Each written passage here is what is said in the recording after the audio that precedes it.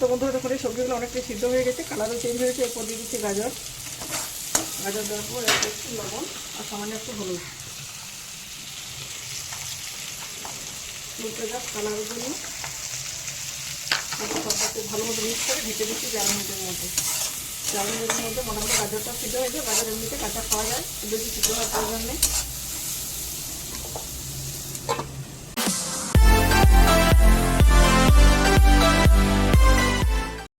নমস্কার বন্ধুরা, আমার চ্যানেলে আপনাদের সবাইকে স্বাগত জানাই। আজ এক সুজি ঝরঝরে পোলাওয়ের রেসিপি আপনাদের সাথে শেয়ার করব।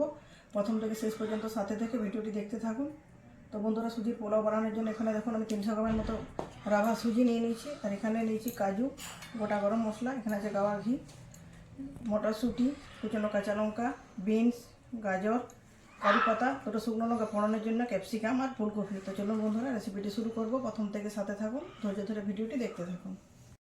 তো বন্ধুরা, ঝরঝরে পোলাও বানানোর জন্য সুজিটাকে খুব ভালো মতো করে ভেজে নিতে হবে। এই জন্য সুজি ভাজার জন্য আগে থেকে কড়াই বসিয়ে দিচ্ছি গ্যাসের ওভেনে। দেখুন কড়াইটা গরম হয়েছে। গরম কড়াই তেল ঘি ছাড়াই প্রথমে সুজিটাকে ভালো মতো ভেজে নিচ্ছি, পরে আরেকবার ভাজবো।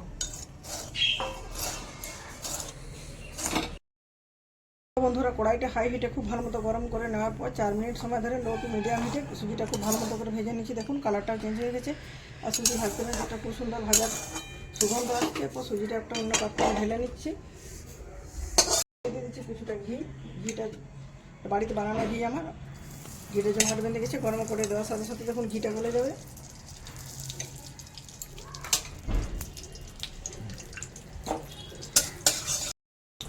গরম ঘিয়ে কাজুগুলো খুব ভালো মতো ভেজে নিচ্ছি। আপনি এখানে কিশমিশও দিতে পারেন, আজ বাড়িতে নেই তাই দিতে পারলাম না। না দিলেও কোনো ব্যাপার নেই, তাও খেতে ভালো লাগে। তো বন্ধুরা দেখুন কাজুগুলো লাল লাল করে ভেজে নিচ্ছি, ঘিয়ের থেকে তুলে নিচ্ছি।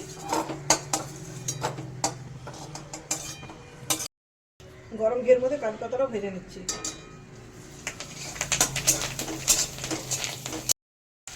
এরপর দিচ্ছি বিনস, মটরশুঁটি, কুচনো কাঁচা লঙ্কা, ক্যাপসিকাম। কিছুটা মিক্স সময় ধরে ভালো মতো ভেজে নিচ্ছি। এখন লবণ অ্যাড করে নিই। গাজরটা দেওয়ার পর লবণটা অ্যাড করব। তো বন্ধুরা দেখুন এই সবজিগুলো অনেকটাই সিদ্ধ হয়ে গেছে, কালারও চেঞ্জ হয়েছে। এরপর দিয়ে দিচ্ছি গাজর। গাজর দেওয়ার পর একটু লবণ আর সামান্য একটু হলুদ। হলুদটা কালারের জন্য সবটা খুব ভালো মতো মিক্স করে ঢেকে দিচ্ছি 4 মিনিটের মধ্যে। 4 মিনিটের মধ্যে মোটামুটি গাজরটা সিদ্ধ হয়েছে। গাজর এমনিতে কাঁচা খাওয়া যায়, বেশি সিদ্ধ হওয়ার প্রয়োজন নেই। বন্ধুরা দেখুন 3-4 মিনিট সময় ধরে ঢাকাতে বাদি মাঝে মাঝে ঢাকা খুলে নাড়াচাড়া করে সবজিগুলো ভেজে নিচ্ছি। খুব ভালো মতো ভাজা হয়েছে।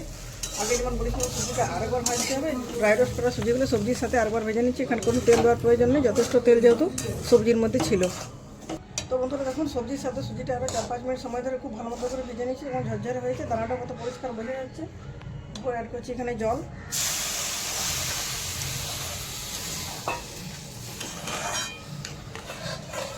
ভেজে রাখা কাজুগুলো দিয়ে দিচ্ছি এখানে।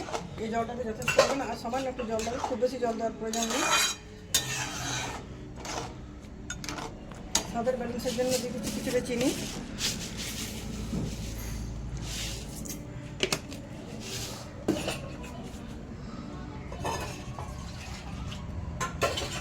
আর হাফ বাটির মতো জল অ্যাড করছি। তো বন্ধুরা দেখুন অবশেষে আমার সুজির পোলাও তৈরি হয়ে গেছে। এটা ঝরঝরে হবে, এখন একটু গরম আছে তার জন্য আমি দেখাতে পাচ্ছি না।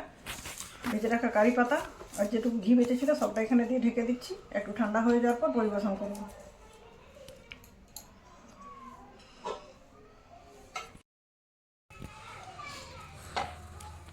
তো বন্ধুরা দেখুন সুজির ঝরঝরে পোলাও রেডি হয়ে গেছে। একটা বাটিতে আমি তুলে নিয়েছি। খুব সুন্দর একটা শেপ দেওয়ার জন্য একটা প্লেটের মধ্যে উল্টে করে দিচ্ছি।